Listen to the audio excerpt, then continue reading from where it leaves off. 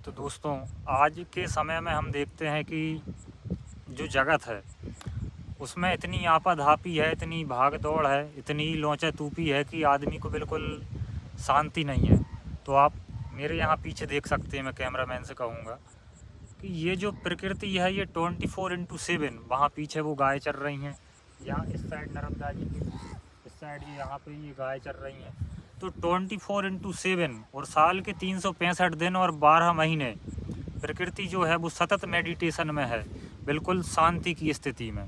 कोई भी युग रहा हो, सतयुग रहा हो, त्रेता रहा हो, द्वापर रहा हो, कलयुग रहा हो, प्रकृति जैसी शांत थी आज भी वो वैसी ही शांत है।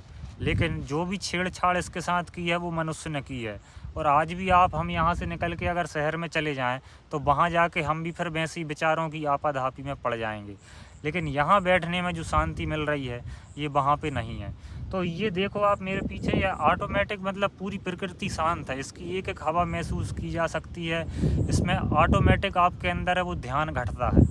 तो अब ध्यान और कंसंट्रेशन में पूछते हैं लोग क्या अंतर है। तो जब आप विचारों को जबरन रोकने की कोशिश करते हैं तो वो कंसंट्रेट करने की कोशिश करते हैं, और जो ध्यान है वो ऑटोमेटिक घटता है। तो ऑटोमेटिक कैसे घटता है? जैसे ही नर्मदा जी यहाँ से बह रही हैं, इनको आप मान लें कि ये आपके विचार हैं और आप यहाँ साइड में बैठ के देख रहे हैं उनको, तो आप उनमें सम्मिलित थोड़ी हो रहे हैं, आप देख रहे हैं उनको। आप ऐसे जब अपने विचारों को देखेंगे तब आप उनके दृष्टा बनेंगे, और धीरे धीरे आप उनको देखते देखते आपको समझ में आएगा कि आपके जो विचार हैं ये आपके विचार नहीं हैं, इनमें सम्मिलित होने की ज़रूरत नहीं है। जैसे जगत के विचार हैं, दोस्त के विचार हैं, मेरे परिवार वालों के विचार हैं, ऐसे ही इन पे मेरा कुछ नहीं है कि ये मेरे ही विचार हैं, ये बस विचार हैं। जैसे मैं ये जल को देख रहा हूँ बहते हुए, ऐसे मैं अपने विचार को बहते हुए देख सकता हूँ।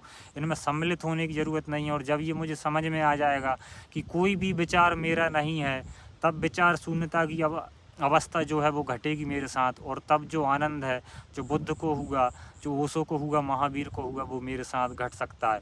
लेकिन अभी जो मैंने बोला ये सब शाब्दिक ज्ञान है, शब्दों के ज्ञान से दोस्तों कुछ भी नहीं होता है। ये लिखी पढ़ी बातें हैं, जब तक मुझे खुद अनुभव नहीं हो जाएगा तब तक कुछ भी नहीं होगा। धन्यवाद।